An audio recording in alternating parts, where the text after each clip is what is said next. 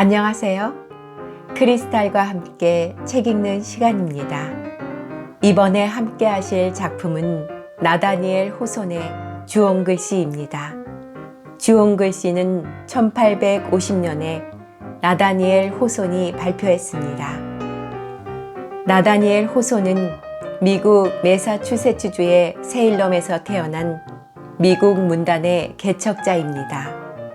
4세 때 부친을 잃어 편모스라에서 성장하였고 우물하고 고독한 성격의 호손은 16세 때 보든 대학에 입학하였고 그 스스로가 농땡이를 부리는 학생이라고 했지만 책을 많이 읽고 문학에 관심이 있어 시인 롱펠로우와 프랭클린 등과 친교가 있었습니다. 그 후 세일럼의 어머니 집에서 10년간의 운둔 생활을 하며 창작에 전념해 주홍글씨를 발표하여 작가로서의 위치를 확보했습니다. 후에 영사로 영국에 부임했다가 귀국했으나 남북전쟁이 터져 불안한 말년을 보냈습니다. 그의 작품은 청교도적인 전통의 악과 도덕적 책임에 입각하여 인간의 내면적인 문제를 집요하게 잘 표현하고 있으며 그의 작품이 현실성이 부족하다는 비난도 있었으나 냉정하면서도 이지적인 관찰을 평이하고 적확한 문장으로 표현하여 소설가로서의 자질을 발휘했다는 평을 받고 있습니다. 구독, 좋아요, 그리고 알림 설정 부탁드립니다.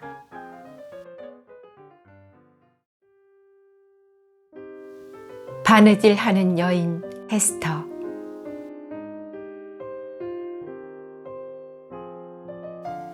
헤스터 프린의 감옥 생활은 마침내 끝났다. 감옥문이 열리고 햇빛을 받으며 그녀의 모습이 나타났다. 처형대 위에 서게 되었던 그날, 많은 사람들이 뒤를 따라왔고 누구나가 주홍글씨를 향해 손가락질을 하여 그녀를 더욱 치욕스럽게 만들었던 그날보다 지금 이렇게 혼자 감옥문 앞을 나서야 하는 것이 그녀에게 더 큰 외로움을 맛보게 했다. 따갑게 내리쬐고 있는 햇빛조차 이런 그녀의 슬픈 가슴에 새겨져 있는 주홍글씨만을 환하게 비춰주고 있는 듯 했다. 그때에는 날카로워진 신경과 자신이 지닌 온갖 투쟁적인 힘에 의해 몸을 지탱할 수 있었으므로 이 장면도 처참한 승리로 변화시킬 수 있었던 것이다. 더군다나 그것은 헤스터의 평생을 두고 오직 한 번 일어났었던 고립된 사건이었으므로 일상적인 생활에 쓰자면 몇 해 동안은 쓰고도 남을 생명력을 한꺼번에 쏟아부을 수가 있었다. 그녀를 심판한 법률은 커다란 힘을 가진 팔로 그녀를 파괴할 수도 있고 의지할 수 있는 힘도 가지고 있어 그녀가 죄인으로서 고통을 받고 있을 때 그 시련을 지탱시켜준 셈이었다. 그러나 지금 아무도 없는 감옥문을 홀로 걸어 나옴으로써 헤스터에게는 평범한 생활이 시작되는 것이다. 이제 그녀는 아주 평범한 여자로서 그 생활의 무게를 지탱해 나가든지 그렇지 않으면 그 밑에서 패배해 버리든지 기로에 서게 되었다. 내일은 내일대로의 새로운 시련이 닥쳐올 것이고 다음 날도 그 다음 날도 제각기의 시련이 닥쳐올 것이다. 그 시련은 현재도 견뎌내기 어려운 시련과 역시 다를 바가 없을 것이다. 아득히 먼 미래의 나날들도 그녀에게 이 무거운 짐을 힘겹게 짊어지게 할 뿐 결코 이것을 벗어버리게는 하지 않을 것이다. 오히려 하루하루 날이 더해가고 해가 바뀌어 감에 따라 산더미처럼 쌓인 치욕 위에 고통만이 쌓여질 뿐이리라. 이처럼 오랜 세월이 흘러감에 따라서 헤스터 프리는 개성마저 잃게 되고 설교자나 도덕가들의 비난의 대상으로 남을 것이며 부정을 저지른 여인을 나타내기 위한 일반적인 상징이 되어버리고 말 것이다. 이리하여 세상의 순진하고 정숙한 젊은이들은 가슴에 주홍 글씨가 불타고 있는 그녀를 한때는 훌륭한 가문의 딸이었으며 어엿한 여인이 될 아이의 어머니이며 예전에는 순수하였던 그녀를 죄 많은 인간이며 죄 많은 육체 그리고 죄의 실체로서 바라보도록 가르쳐질 것이다. 마침내 그녀의 무덤에는 그녀가 죽어서까지 지고 가야 할 치욕만이 묘비가 되어 남을 것이다. 그녀에게 내려진 판결은 그녀가 이 고장에서 살도록 제한하지 않았다.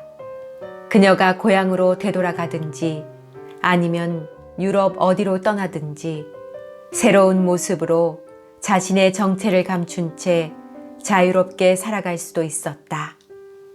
그녀의 야성적인 기질은 다른 생활 풍습 속에서 쉽게 동화되어 무난히 살아갈 수 있을 것이다. 하지만 세상에는 저항할 수도 없고 피할 수도 없는 숙명과도 같은 운명적인 힘을 지닌 느낌이라는 게 있다. 그런 운명적인 힘은 인간으로 하여금 인생에 중대한 영향을 미친 큰 사건이 일어났던 곳으로부터 떠나지 못하고 그 주변을 헤매게 하는 것이다. 더구나 그 인생을 슬프게 한 색채가 어두우면 어두울수록 감정도 억누르기가 어려운 것이다. 헤스터의 죄와 치욕은 이 대지에 깊이 뿌리 박혀 있는 것 같았다. 처음보다 훨씬 동화력이 강한 새로운 생명이 순례자나 방랑자들조차도 익숙치 않은 숲풀지대를 거칠고 황량한 그 숲을 헤스터 프린의 일생의 고향으로 만들어 놓았다. 행복했던 어린 시절과 순결한 처녀 시절에 오래전에 벗어던진 옷처럼 여전히 어머니 품속에 간직하고 있는 자신의 영국 고향까지도 이 마을과 비교해보면 헤스터에게는 오히려 낯선 곳이었다. 헤스터를 묶어놓고 있는 무쇠 사슬은 그녀를 괴롭게 만들었어도 그 사슬은 절대로 끊을 수도 없는 것이었다. 아마도 그녀는 제 마음속에 감추어진 비밀이 구멍에서 기어나오려는 독사처럼 그녀의 가슴에서 꿈틀거릴 때마다 창백해졌는지도 모른다. 하지만 틀림없이 또 다른 감정이 그녀에게 숙명적이었던 장소와 오솔길에다 그녀를 얽매어 놓았을 것이다. 또 한 사람이 이곳에서 살고 있고 이 길을 그의 발이 거닐고 있다. 그와 자기는 하나로 묶어진 몸이라고 그녀는 생각했다.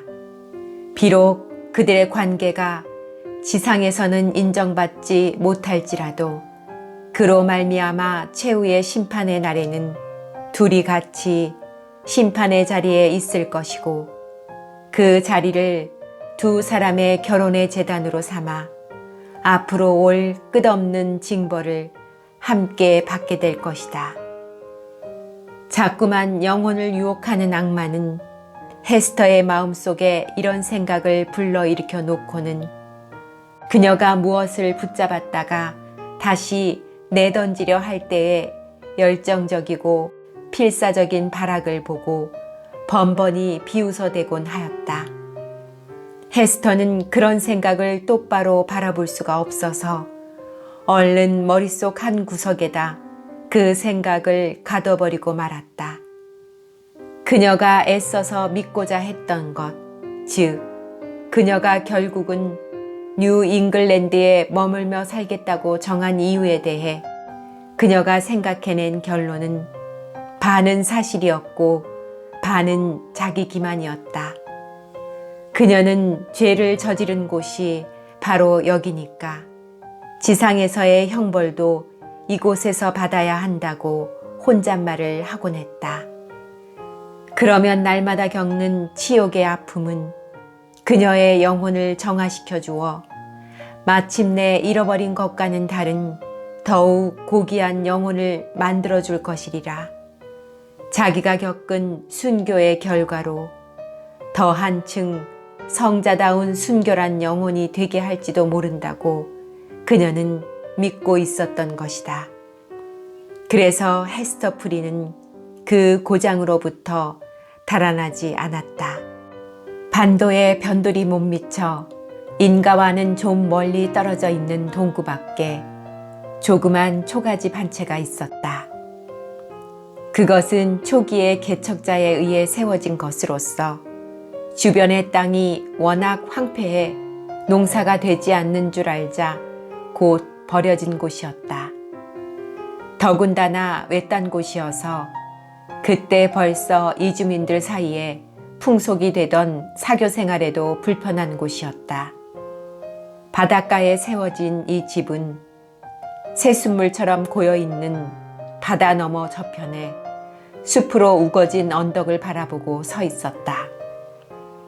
반도에서만 자라고 있는 이 작은 나무 숲은 이 초가집을 가리고 있다기보다는 여기에 감추어져 있었으면 좋을 혹은 그러기를 바라는 무언가가 있다는 것을 암시해주고 있는 것 같았다.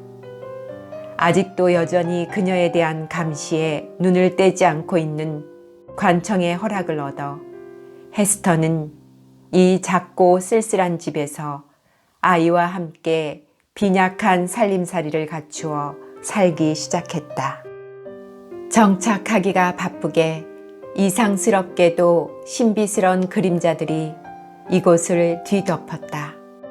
이 여인이 어떤 이유로 인간의 사랑이 미치지 못하는 이런 곳에서 살아야 하는가?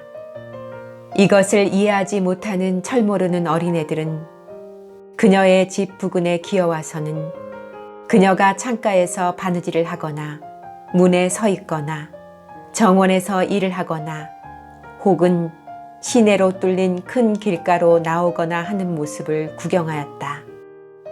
그리고 그녀의 가슴에 붙은 주홍 글씨를 보고는 낯설고도 어떤 공포심에 사로잡혀 모두들 도망치곤 하였다. 헤스터의 신세는 외롭고 그녀를 찾아두는 친구도 하나 없었지만 그리 부족한 것은 없었다. 큰 것은 아니지만 한 가지 재주를 타고난 그녀는 그 솜씨를 보여줄 비교적 적은 이 고장에서도 잘 자라는 아이와 자신을 위한 충분한 끼니 정도는 마련할 수가 있었다.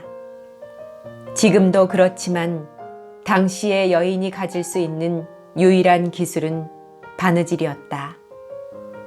그녀의 가슴에 달고 있는 섬세하게 수놓은 주홍글씨로서 그녀의 상상력이 풍부한 솜씨의 표본을 보여주고 있었다.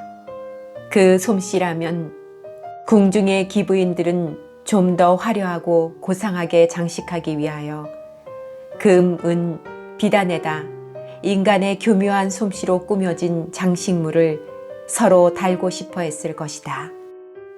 사실 청교도풍 옷의 특징이 단조로운 우중충한 색이고 또 그러한 옷을 입고 있는 이 고장에서는 그녀의 솜씨로 만들어진 화려한 의상이 요구되는 일은 극히 없을지도 모른다.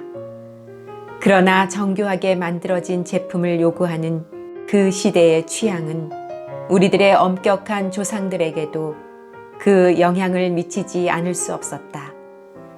그들은 없이 지내기는 매우 아쉬운 갖가지 유행 옷들을 벗어버린 사람들이었지만 성직자나 관리들의 취임식 등 새로운 정부가 국민들을 상대로 하는 여러 가지 행사에 위엄을 갖추게 하는 따위의 공적인 의식들은 정책상 장중하고 순수하면서도 용이 주도한 장엄함을 특색으로 하였다.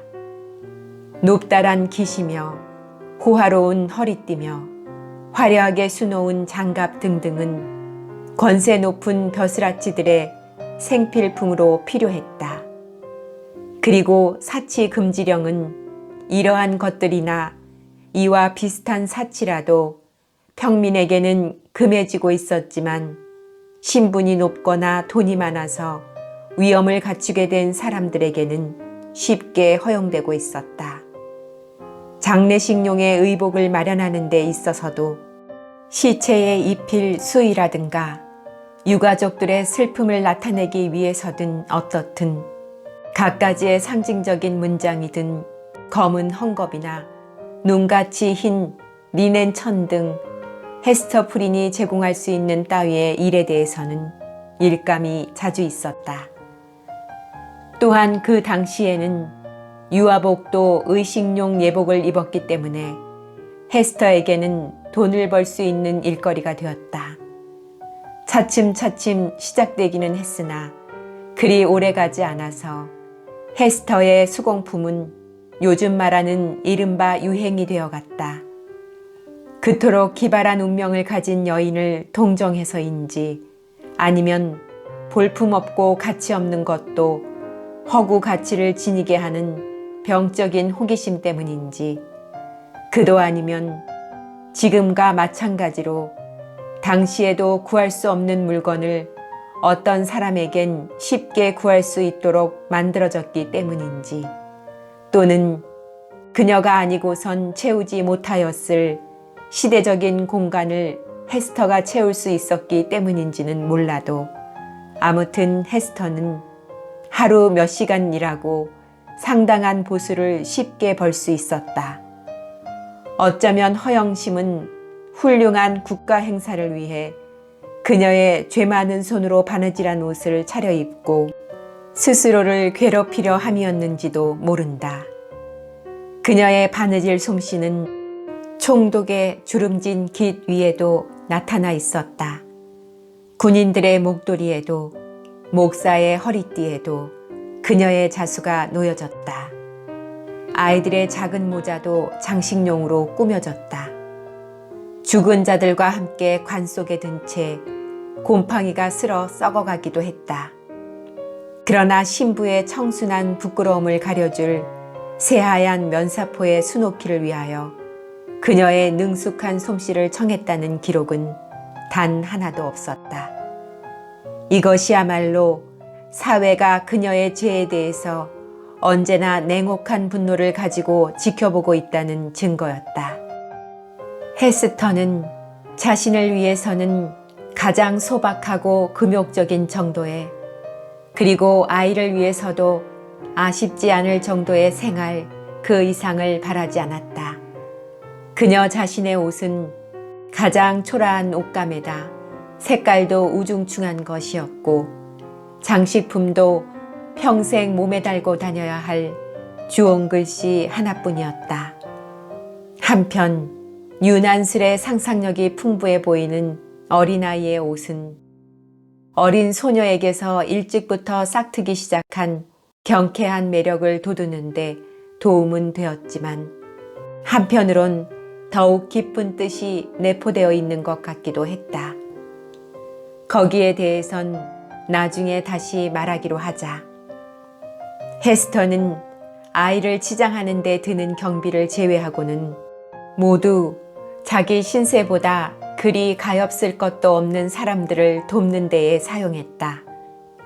그러나 그들은 자기들의 끼니를 대주는 헤스터의 손길에 자주 모욕을 주었다. 헤스터는 자신의 예술을 좀 더 뜻깊게 쓸 수 있도록 많은 시간을 내어서 가난한 사람들을 위해 허름한 옷가지들을 마련하는 데 소비하였다. 이러한 일들을 하는 데에는 그녀의 죄를 속죄하는 의미로 또 이런 너저분한 일들에 오랜 시간을 들임으로써 그녀는 진정으로 향락을 희생처럼 말끔히 바치고 싶었는지도 모른다. 헤스터는 천성적으로 화려하고 관능적인 동양풍의 특색, 즉 찬란하게 아름다운 취미가 높았으나 그녀의 일상생활의 어떤 부분에서도 그 정교한 바느질 솜씨를 빼놓고는 이러한 취향을 살려본 적이 없었다. 여자란 원래가 섬세한 바느질 속에서 남자들이 모르는 쾌락을 맛보게 마련이다. 헤스터 프린에게는 아마도 바느질이 생의 열정을 표현해내는 동시에 그것을 누그러뜨리게 하는 하나의 방법이었는지도 모른다. 이 밖의 모든 기쁨을 그녀는 죄라고 하여 모두 거부해버렸다. 이처럼 양심이 하찮은 일에까지도 병적일 만큼 간섭하는 것은 이 여인이 진실되고 꾸준해서라기보다는 무언가 의심스럽고 어딘가 깊이 잘못되어 있는 참회의 마음에서 비롯되는 것인 듯했다. 이런 방법으로 헤스터 프리는 이 세계에서 자신이 할 일을 감당하게 되었다. 가인의 이마에 찍힌 낙인보다도 더 견디기 어려운 낙인을 여인의 몸으로써 가슴에 달고 다니게는 되었지만 천성이 강한 성격과 뛰어난 재주를 지닌 그녀를 세상이 아주 추방시켜 버릴 수는 없었다. 그러나 어떠한 사회와 접촉하더라도 자기가 그 사회에 속하였다는 느낌을 갖게 한 적은 없었다. 그녀가 접촉하고 있는 사람들의 모든 언행과 그들의 침묵조차도 그녀는 세상에서 쫓겨난 여인으로서 마치 딴 세상에 살고 있는 것처럼 혹은 일반 사람들과는 다른 귀관이나 감각으로 사람들과 상종하는 사람인 것처럼 외떨어진 존재라는 걸 은근히 암시하는가 하면 분명하게 드러내서 말하는 경우도 종종 있었다. 그녀는 세상의 도덕적인 관심사와는 멀리 떨어져 있는 듯 했으나 사실은 그 가까이에 있었다.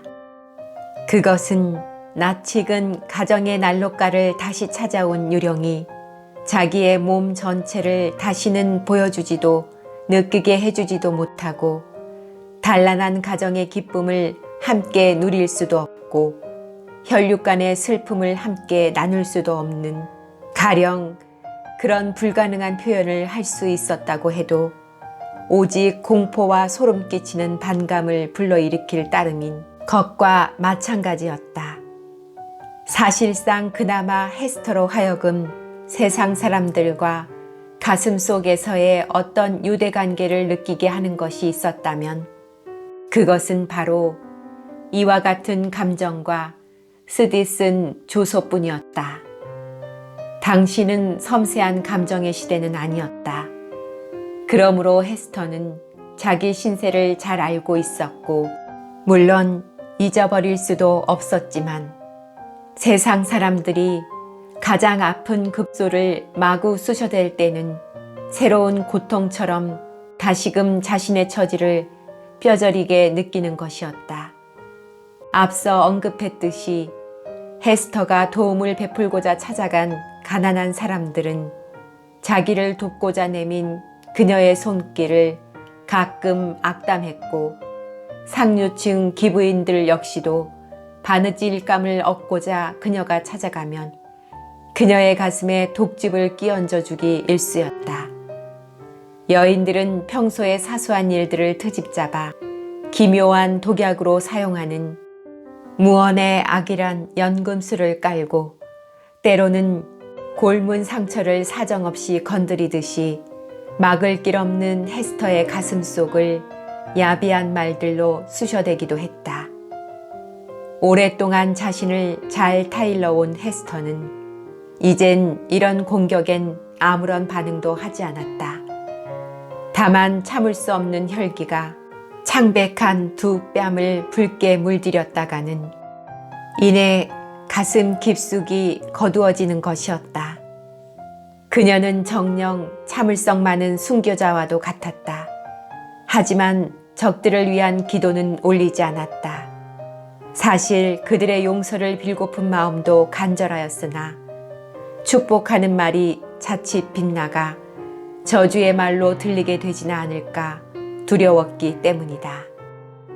헤스터는 영원 불멸한 청교도의 법정이 내린 언도로 말미암아 교묘히 마련된 갖가지의 불안함을 느꼈다. 길거리에서 목사와 마주쳐서 그가 훈계의 말을 시작하면 사람들은 물밀듯이 몰려들어 이 죄지은 가엾은 여인을 애워싸고 얼굴을 찌푸리며 웃었다. 안식일이 되어 그녀가 우주의 아버지이신 하나님의 미소를 바라고 교회당에라도 들어가면 불행히도 자기의 행실이 설교의 대상이 되어 있음을 발견하곤 했다. 그녀는 아이들을 두려워하기 시작했다.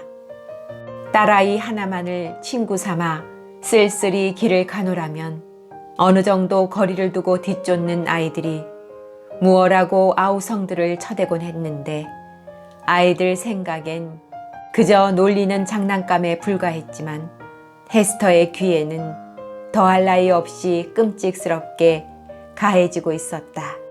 이런 일들로 미루어 보아 이제 헤스터의 치욕은 온 천하에 널리 유포되어 모르는 사람이 없는 것처럼 생각되었다. 숲의 잎사귀들이 저희들끼리 그 어두운 이야기를 속삭였어도, 여름의 바람이 그 이야기를 속삭였어도, 겨울의 돌풍이 그 이야기를 요란스레 외쳐댔어도 그녀에게 이보다 더한 고통을 주지는 않았으리라. 낯선 사람들의 시선은 헤스터에게 새로운 아픔을 남겨주었다. 누구나 그랬듯이 그들이 호기심 어린 눈길로 주홍 글씨를 바라보면 그것은 헤스터의 영혼 속에 다시 새롭게 낙인을 찍는 것이었다. 그럴 때면 그 주홍 글씨를 두 손으로 감춰버리고 싶은 심정이었으나 그녀는 언제나 참아냈다. 낯이 그은 시선 역시 그녀에겐 고통이었다. 이웃들의 냉담한 눈빛은 더욱 견디기가 어려웠다. 결국 사람들의 시선이 주홍 글씨 위에 쏠리기만 하면 헤스터는 끔찍한 고통을 맛보았던 것이다. 그 표적이 붙어있는 곳은 둔감해지기는커녕 날이 갈수록 불어나는 고통으로 더욱 민감해져 가는 것 같았다. 그러자 며칠에 한 번, 아니 몇 달에 한 번쯤 헤스터는 그 치욕의 글씨 위에 떨어지는 어떤 사람의 시선을 느낀 적이 있었다. 그 시선은 헤스터의 고통을 나누어 갖겠다는 듯 위로감을 느끼게 해주는 것이었으나 다음 순간이면 그 모든 것이 자취를 감춰버리고 그 뒤엔 한결 더 쓰라린 고통이 밀려왔다. 왜냐하면 그 짧은 사이에 그녀는 또 하나의 죄를 지었기 때문이다. 진정 헤스터의 죄는 혼자 죄를 범한 것인가? 외로운 삶의 고통으로 말미암아 헤스터의 상상력은 기형적으로 바뀌었다. 만약 그녀가 좀 더 섬세하고 나약한 여자였다면 더욱 달라졌을지도 모른다.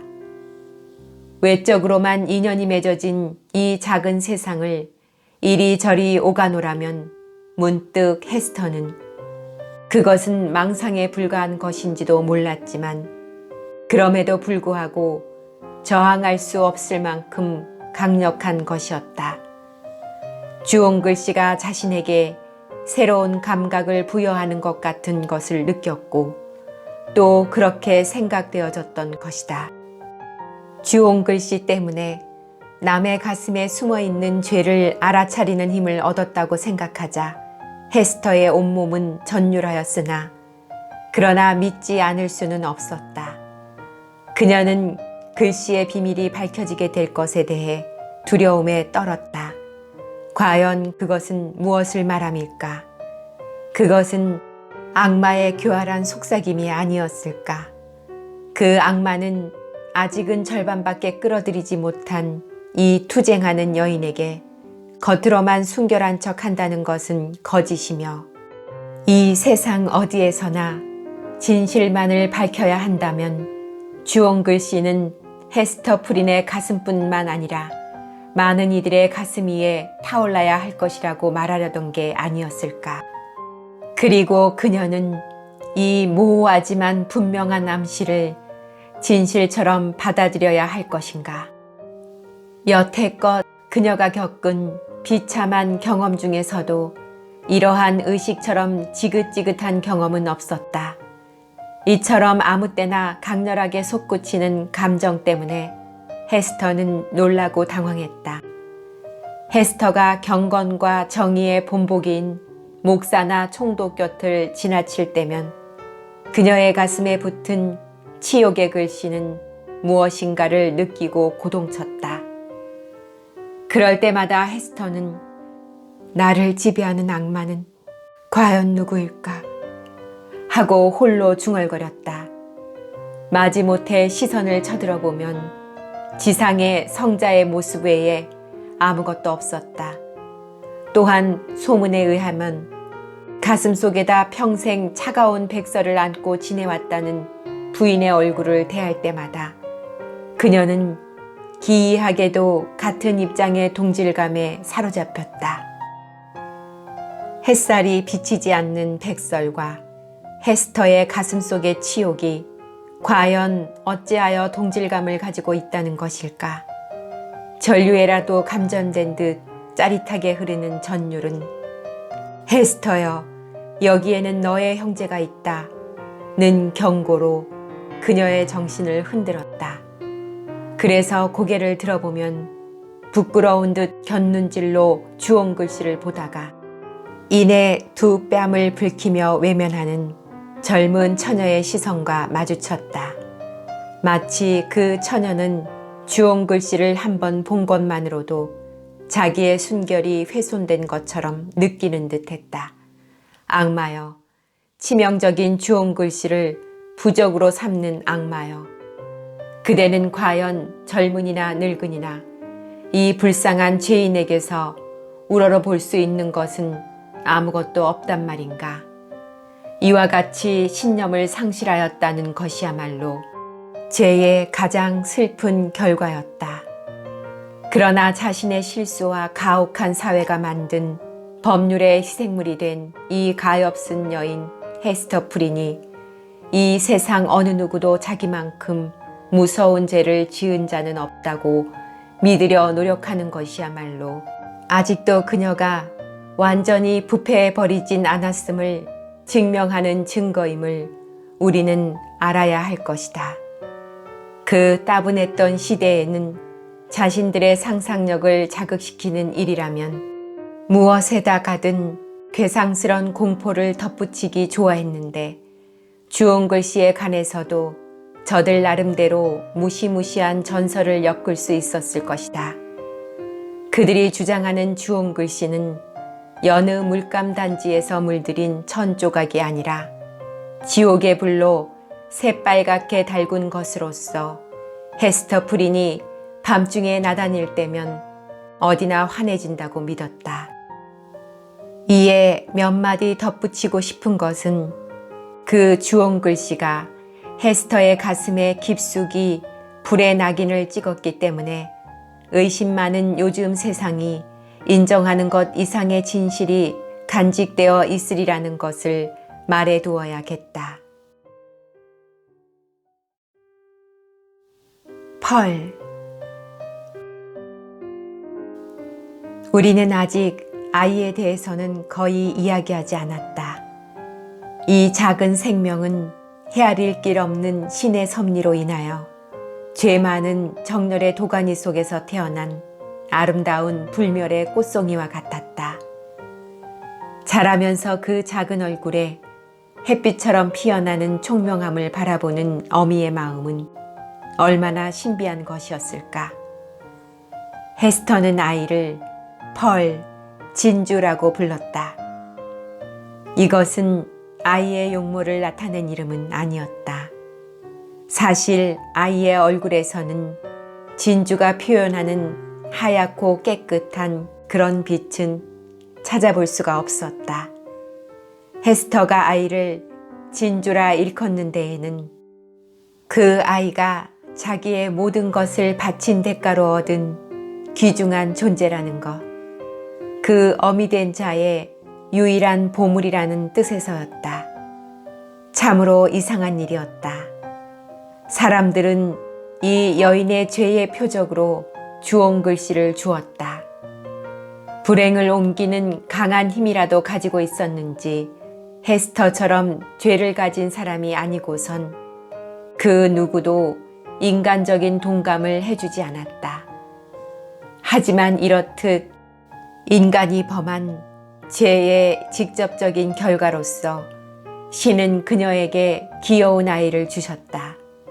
비록 치욕을 겪은 어머니의 가슴에 안긴 이 아이는 인간의 종족과 그 후손을 영원토록 연결하여 주고 마침내는 하늘나라에서 복받을 영혼이 되게 해주기 마련이었다. 그러나 이런 생각은 헤스터에게 희망보다도 근심을 안겨주었다. 헤스터는 자기의 행실이 잘못된 것임을 잘 알고 있었으므로 좋은 결과를 기대할 수 없었다. 헤스터는 날마다 자라는 아이의 몸과 마음을 살펴보면서 혹시 자기에게 아이를 낳도록 한 죄와 닮은 난폭한 특성이 아이에게 나타나지 않을까 늘 염려하였다. 정말로 아이에게 육체적 결함이라곤 하나도 없었다. 완벽한 생김새와 왕성한 혈기, 그다지 써보지도 않은 팔다리를 자연스럽게 놀리는 폼으로 봐서 이 아이는 에덴 동산에서 태어날 만한 가치가 있어 보였다. 그리고 최초의 부모가 에덴에서 쫓겨난 뒤에도 천사들의 장난감이 되어 그대로 남아있어도 좋을 아이였다. 아이는 타고난 매력을 갖추고는 있었으나 티 없는 미모와 통한다는 것은 절대로 아니었다. 아이가 입는 소박한 옷들은 보는 이들에게 최고로 잘 어울리는 옷이란 느낌을 받게 했다. 그러나 어린 펄은 결코 조잡한 옷은 입지 않았다. 어떤 병적인 의도에서 그의 어머니는 자기가 손에 넣을 수 있는 한 가장 화려한 옷감을 구해 아이가 사람들 앞에서 입을 옷을 최대한으로 솜씨를 발휘해 꾸몄다. 뛰어난 바느질 솜씨와 어미의 미모를 이어받은 듯한 자태는 굉장히 근사했다. 지금 어두컴컴한 오두막집의 마룻바닥엔 아이를 에워싼 광채가 원을 이루고 있는 것 같았다. 그러나 손수 짠 무명옷을 입고 거칠게 노는 바람에 옷이 찢어지고 더럽혀졌더라도 아이는 여전히 완전한 그림 같았다.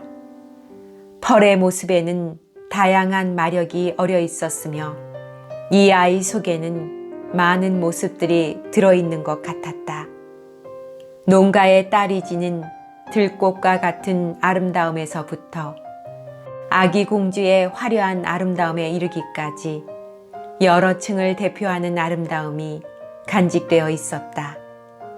하지만 펄에게는 언제까지나 함께할 것 같은 정열적인 색조가 있었다. 만약 이 아이가 가지각색으로 변화해 가다가 나약해진다면 아이는 이미 진주가 아니었을 것이다. 이러한 외면적인 변화는 아이의 내면 생활의 특징을 잘 나타냈고 또한 그 특성을 잘 반영시킨 데 지나지 않았다. 아이의 천성은 다양함 가운데 아울러 깊이를 지닌 것 같았고 그 천성은 그렇지 않다면 헤스터의 공포는 기우에 지나지 않는 것이다. 그녀가 태어난 이 세상과 관련을 맺고 호흡을 같이 하려는 마음이 없었다. 그런 펄에게 순순히 규칙을 따르도록 할 수는 없었다. 그 애의 잉태에 있어서 이미 커다란 법칙 하나가 깨어졌다. 그 결과로 태어난 이 아이를 이루고 있는 성부는 찬란하게 아름다웠을지 모르지만 아니 질서가 잡혀 있더라도 자기만의 특유의 질서였으므로 그 가운데서는 변화와 정돈의 중심점을 찾기란 힘들고도 불가능했다. 다만 헤스터만이 불완전하기는 하였어도 아이의 성격에 대한 설명을 할 수가 있었다. 그것도 펄이 정신세계에서 영혼을 그리고 이 세상 물질에서 육체를 형성하던 그 중요한 때에 헤스터는 자신의 처지는 어떠했던가를 상기함으로써 아이의 특질을 헤아렸다. 어머니의 정열적인 상태가 아직 태어나지 않은 아이의 정신적인 삶의 매개체가 되었다. 그리하여 본래 하얗고 맑은 것이었을지라도 중간에 모체를 거치게 되어 주홍빛과 황금색 물이 들고 화염 같은 광채가 어두운 그림자나 거친 빛이 서리게 된 것이다. 무엇보다도 그 무렵의 헤스터의 영혼의 투쟁이 펄에게로 옮겨진 것이다. 헤스터는 자신의 자포자기적이고 절망적이고 도전적인 기분, 변덕스러운 성미와 심지어는 그녀의 가슴이 품고 있는 먹구름 같은 우울과 절망까지도 아이 속에서 발견할 수가 있었다. 이러한 것들이 지금은 아이의 밝은 기질로 인하여 아침 햇살처럼 찬란히 빛나고 있는 듯 하였으나 앞으로 세속적인 삶에 이끌려가는 동안에 적잖은 폭풍과 회오리 바람을 일으키게 될지도 몰랐다. 당시의 가정교육은 지금보다 훨씬 더 엄격했다.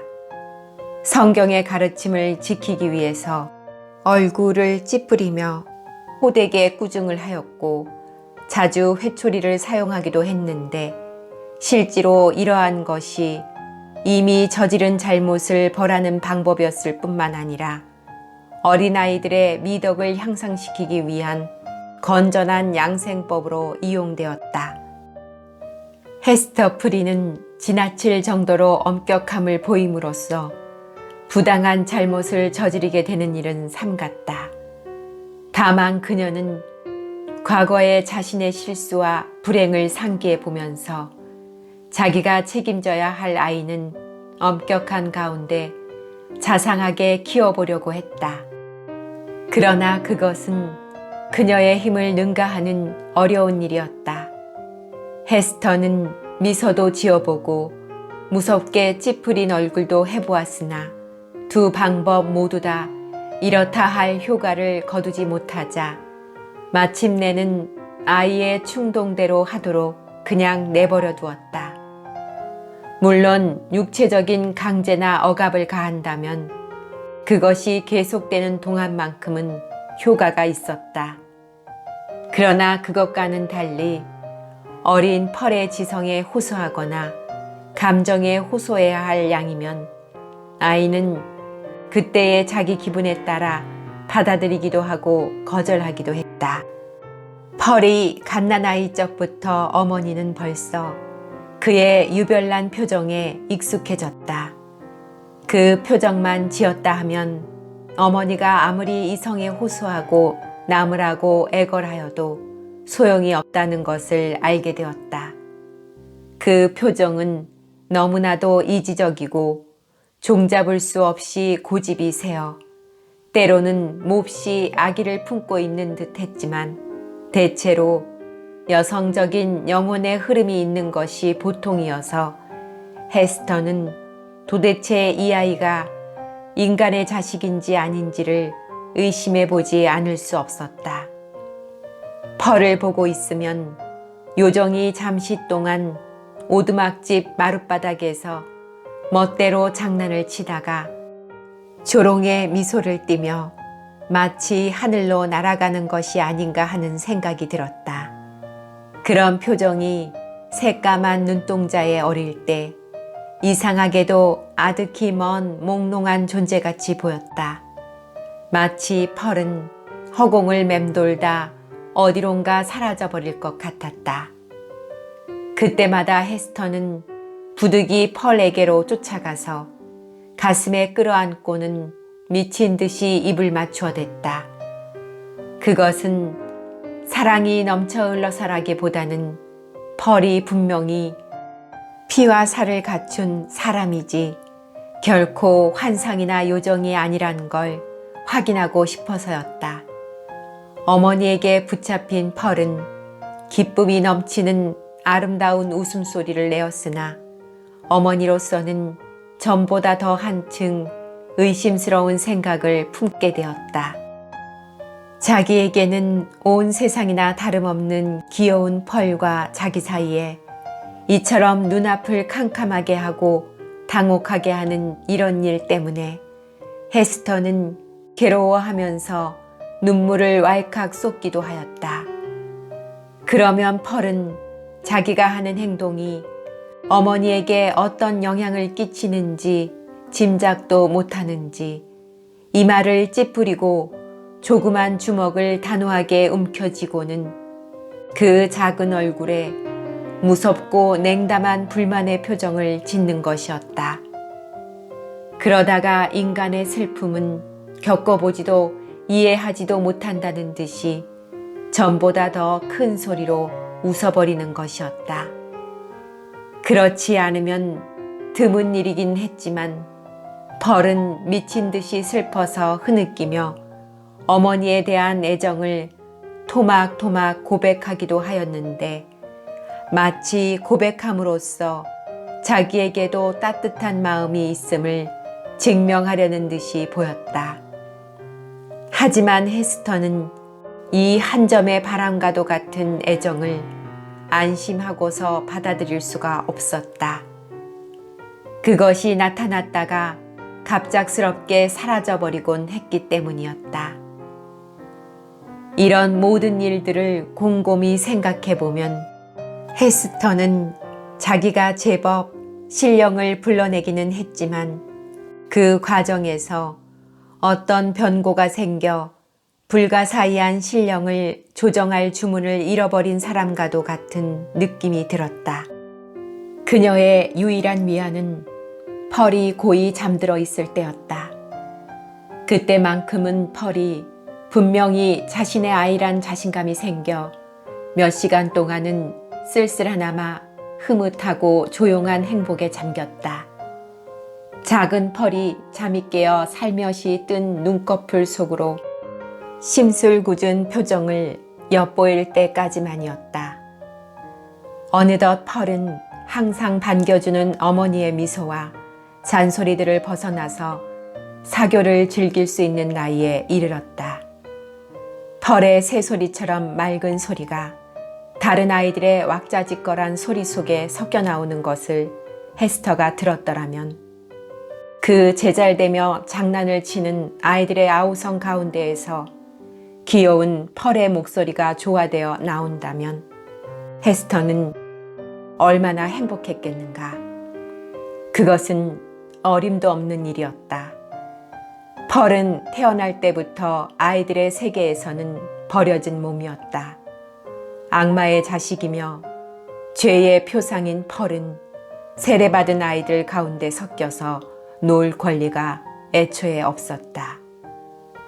그런데 펄이 자신의 외로움을, 즉 자기 둘레에 파괴되지 않는 원이 둥글게 처진 것 같은 운명, 요컨대 자기는 다른 애들과 비교할 때 그 처지가 다르다고 깨닫게 된 그 본능이야말로 더욱더 놀라운 것이었다. 감옥에서 풀려나온 이래로 헤스터는 펄과 떨어져서 사람들 앞에 나서본 적이 없었다. 펄 역시 마을 어디를 가든지 항상 어머니와 함께였다. 처음에는 아이로서 두 팔에 안겨 다녔고 그 뒤에는 어머니의 집게손가락을 꼭 쥐고선 어머니가 한 발자국을 걸으면 자기는 서너 걸음씩 깡충거리며 건너뛰는 작은 동행인이 되었다. 펄은 마을의 아이들이 풀이 무성한 한길가나 집의 문간에서 청교도적 교육이 허용하는 지겨운 놀이를 하는 것을 보았다. 아이들은 교회 놀이나 퀘이커 교도를 회초리로 벌주는 놀이, 인디언들과 싸워 이겨 머리 가죽을 벗기는 놀이나 멋대로 마녀 흉내를 내서 서로를 겁주는 그런 장난을 하고 있었다. 펄은 그런 놀이를 열심히 바라보기는 하였으나 그 애들과 어울려 놀려고 하지는 않았다. 누가 말을 걸어오더라도 펄은 대꾸하지 않았다. 이따금 아이들이 주변에 모여들면 펄은 밝은 성을 내면서 무서운 표정으로 돌멩이를 주워들어 아이들한테로 내던지며 알아들을 수 없는 소리를 날카롭게 질러댔는데 헤스터는 그 소리를 들을 때마다 몸서리를 치곤 했다. 사실 세상에서 편협하기 짝이 없는 이 청교도들의 아이들은 펄과 그 어머니가 어딘지 이방인 같은 어떤 느낌을 희미하게나마 느끼고 있었기 때문에 마음속으로부터 모녀를 경멸하고 욕설을 퍼부을 때가 있었다. 펄은 그런 눈치를 알아채고는 어린 가슴에 상상할 수 없을 정도의 사무치는 증오심으로 대응하였다. 이렇게 무섭게 터뜨리는 분노는 아이의 어머니에겐 일종의 위안마저 느끼게 했다. 왜냐하면 그 분노 속에서는 어머니를 자주 실망시켰던 광적인 변덕과는 다른 정직한 감정이 엿보였기 때문이었다. 그러나 그 속에 자기가 지니고 있던 죄악의 그림자가 나타나 있음을 보고 그녀는 소스라치게 놀랐다. 이와 같은 모든 적의와 격정은 절대로 양도할 수 없는 권리였고 이로 말미암아 펄은 헤스터의 가슴으로부터 물려받은 것이었다. 펄의 성격 가운데에는 펄이 태어나기 전에 헤스터 프린 자신을 괴롭히고 있었던 요소가 유전되어 있는 것 같았다.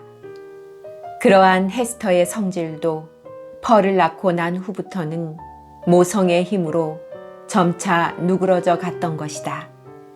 펄은 어머니의 오두막집에서는 그 안에서나 밖에서나 여러 사람들과 친해야 할 필요를 느끼지 않았다.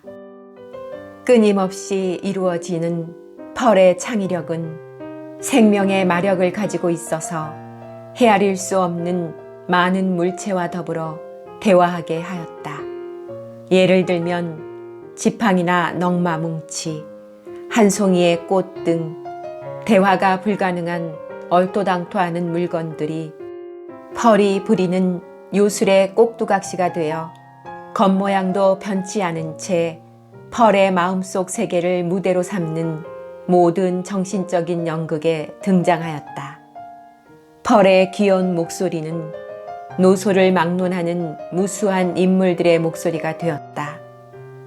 늙고 장엄한 소나무들이 바람결에 울리는 신음소리나 그 밖의 우울한 소리들은 청교도 장로들을 방불케 하였다.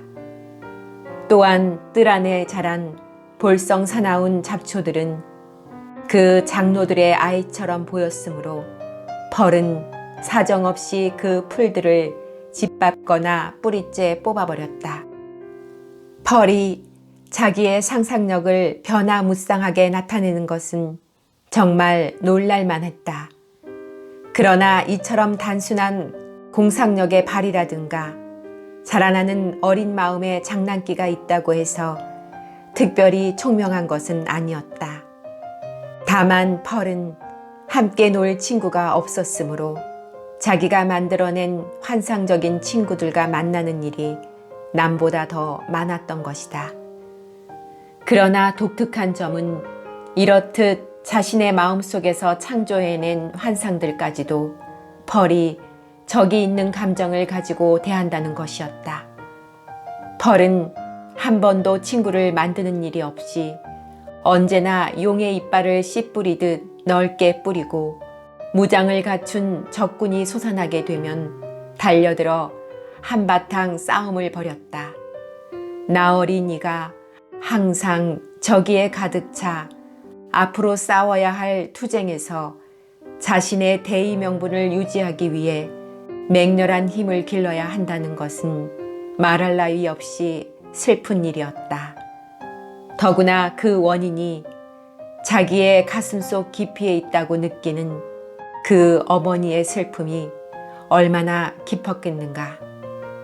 펄을 보고 있노라면 헤스터 프리는 바느질감을 무릎 위에 떨군 채로 말소리인지 신음소리인지 분간치 못할 소리를 외칠 때가 종종 있었다.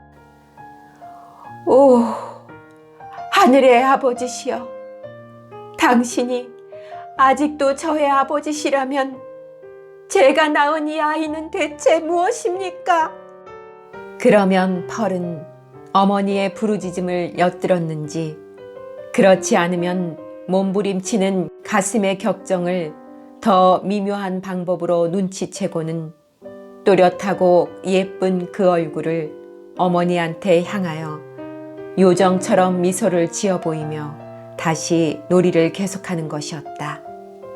펄의 태도 속에서 아직 우리가 언급하지 않았던 이상한 데가 또 하나 남아 있었다. 그 애가 세상에 태어나서 가장 눈여겨본 것은 무엇이었을까? 어머니의 미소였을까? 아니다. 하기야 이 세상의 다른 애들 같았으면 조그만 입가에 앳된 미소를 머금고서 엄마의 미소에 응답하였으리라. 그리고 훗날 그 미소가 너무나 희미한 것이어서 그것이 과연 미소였나 하는 의심으로 애정어린 논란의 대상이 되었을 것이다. 하지만 펄의 경우에는 결코 그럴 리가 없었다. 펄이 생후 처음으로 알아본 것은 헤스터의 가슴에 붙어있는 주홍글씨였다. 어느 날 어머니가 요람이로 몸을 굽혔을 때 그 주홍글씨 둘레에 수놓은 번쩍이는 금실에 시선이 갔던지 아이는 불쑥 손을 뻗어 주홍글씨를 붙잡았다. 펄의 얼굴은 분명히 철든 숙성한 아이 같은 미소를 뚜렷이 떠올리고 있었다. 그 순간 헤스터 프리는 숨가쁘게 헐떡이며 운명의 상징인 주홍글씨를 움켜쥐고 본능적으로 그것을 떼어버리려고 했다. 어린아이의 조그만 손이 의식적인 듯 주홍글씨에 닿는 바람에 어머니가 느꼈던 괴로움은 이만저만한 것이 아니었다. 엄마의 괴로워하는 표정이 재미있기만 한 듯이 어린 펄은 다시금 엄마의 눈속을 들여다보며 방긋 웃었다. 그때부터 헤스터는 아이가 잠들어 있는 때를 제외하고는 한시도 안심해 본 적이 없었다. 하기야 펄의 시선이 주홍글씨에 닿지 않고 몇 주일이 지나갈 때도 있었다. 그러다가도 또다시 시선은 불시에 찾아드는 죽음의 병처럼 이상한 미소와 야릇한 표정을 띠고 주홍글씨로 되돌아오곤 하는 것이었다. 어느 날 헤스터도 아이의 눈동자에 비친 자기의 얼굴을 들여다보고 있으려니까 변덕스런 요정 같은 표정이 아이의 두 눈 속에 나타나 보인 적이 있었다.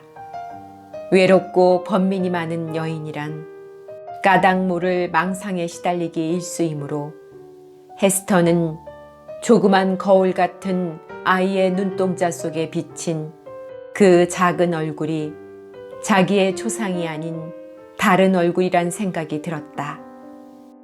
그 얼굴은 무척 낯익은 것이긴 했으나 원한에 가득 찬 것이기도 했다. 그 얼굴은 좀처럼 아기에 찬 미소를 지은 적은 없었으나 그것은 마치 어떤 악령이 아이 속에 들어가 그 애의 눈을 빌려 고개를 내밀고 비웃는 것 같았다. 그 후 이때처럼 생생하지는 않았으나 똑같은 환상이 헤스터를 여러 차례 괴롭혔다. 펄이 뛰어다닐 만큼 자란 어느 여름날 오후였다. 그 애는 들꽃을 따서 한 줌 모아가지고는 어머니의 가슴에 하나씩 던지다가 꽃송이가 주홍 글씨를 맞추었을 때는 작은 요정처럼 깡충거리며 춤을 추었다. 처음에 헤스터는 손가락을 모아 가슴을 가리어 막을 자세를 하였다. 그러나 자존심 때문인지 혹은 체념 때문인지 아니면 이 같은 고통으로 말미암아 속죄를 할 수 있으리라는 느낌에서였는지 그녀는 가리고 싶은 충동을 억제하고 얼굴이 창백해진 채 꼿꼿이 버티고 앉아서 슬픈 표정으로 어린 펄의 싱싱한 눈동자를 바라보았다.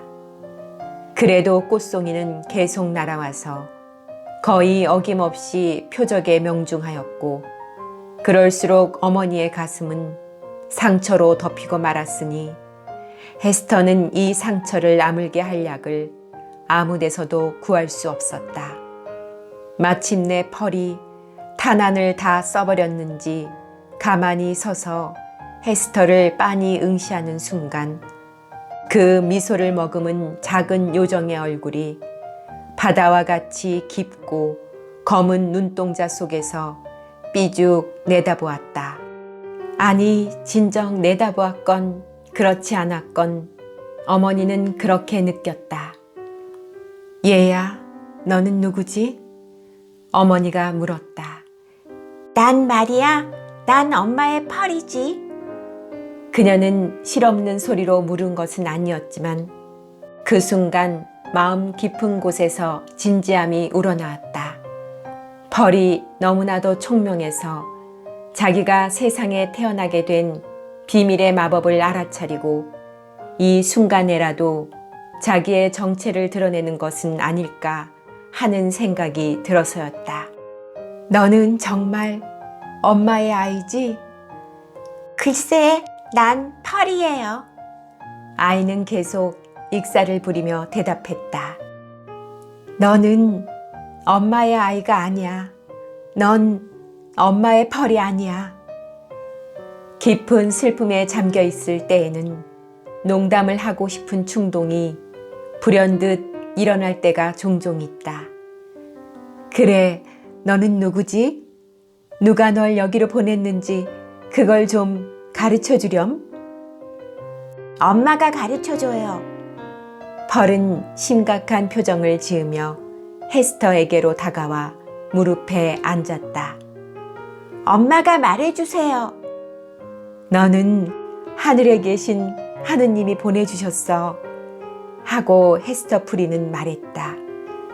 그러나 헤스터가 말할 때 망설이는 기색을 이 예민한 아이는 벌써 눈치를 챘다.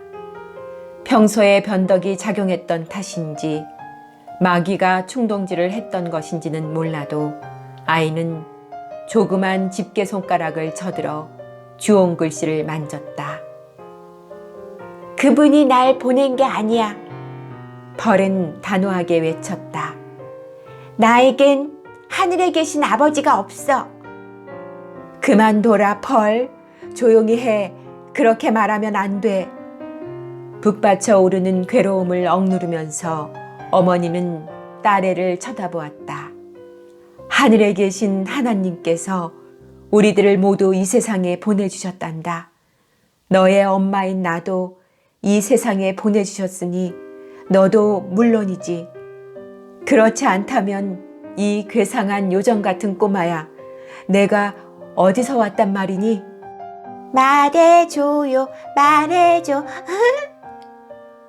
펄은 이제 진지함을 떠나 깔깔거리고 마룻바닥을 뛰어다니면서 되풀이하여 물었다. 그러나 헤스터는 자신의 음침한 의심이 미궁에 빠져있는 처지라서 그 물음에 대해 시원한 답을 해줄 수가 없었다. 한편으로 웃고 한편으로 전율을 느끼면서 헤스터는 이웃 사람들의 말을 기억에 떠올렸다. 펄의 아버지를 찾다가 허탕을 치게 된 그들은 아이의 괴팍한 성질을 한두 가지 살펴보고는 가엾게도 어린 펄이 악마의 자식이라고 단언했다. 어미의 죄로 말미암아 이 세상에 태어난 악마의 씨 같은 자식들이 추하고도 악한 목적을 달성하고자 한다는 것은 옛날 카톨릭 시대부터 종종 있어 온 일이었다. 루터도 그의 적들인 수도승들의 주장에 의하면 지옥 종족의 자식이라는 것이었다.